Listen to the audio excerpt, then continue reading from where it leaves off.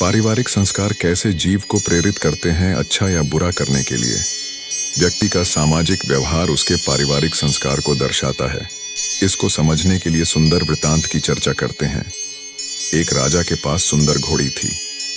कई बार युद्ध में इस घोड़ी ने राजा के प्राण बचाए और घोड़ी राजा के लिए पूरी वफादार थी। कुछ दिनों के बाद इस घोड़ी ने एक बच्चे को जन्म दिया। बच्चा काना पैदा हुआ, पर शरीर हृष्ट पुष्ट सुडौल था। बच्चा बड़ा हुआ। बच्चे ने माँ से पूछा, माँ, मैं बहुत बलवान हूँ पर काना हूँ, ये कैसे हो गया? इस पर घोड़ी बोली, बेटा, जब मैं गर्भवती थी तू पेट में था, तब राजा ने मेरे ऊपर सवारी करते समय मुझे एक कोड़ा मार दिया, जिसके कारण तू काना हो गया। ये बात सुनकर बच्चे को राजा पर गुस्सा आया और माँ से बोला, माँ, मैं इसका बदला लूंगा। माँ ने कहा, राजा ने हमारा पालन पोषण किया है।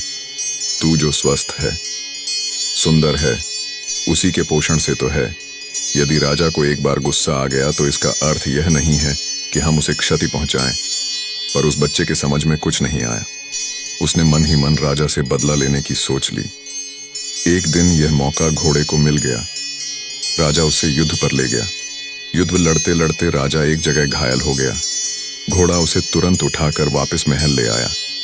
इस पर घोड़े को आश्चर्य हुआ और माँ से पूछा, माँ, आज राजा से बदला लेने का अच्छा मौका था, पर युद्ध के मैदान में बदला लेने का ख्याल ही नहीं आया और न ही ले पाया।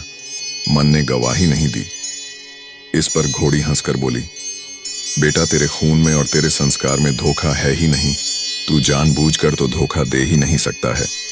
तुझसे नमक हरामी हो नहीं सकती, क्योंकि तेरी नस्ल में तेरी माँ का ही तो अंश है।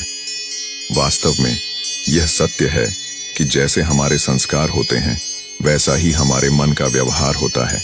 हमारे पारिवारिक संस्कार अवचेतन मस्तिष्क में गहरे बैठ जाते हैं। माता पिता जिस संस्कार के होते हैं, उनके बच्चे भी उसी संस्कारों को लेकर पैदा होते हैं। हमारे कर्म ही संस्कार बनते हैं और संस्कार ही प्रारब्धों का रूप लेते हैं। यदि हम कर्मों को सही व बेहतर दिशा दे दें तो संस्कार अच्छे बनेंगे, और संस्कार अच्छे बनेंगे तो जो प्रारब्ध का फल बनेगा वह मीठा व स्वादिष्ट होगा। छल कपट या धोखा भी ना करें।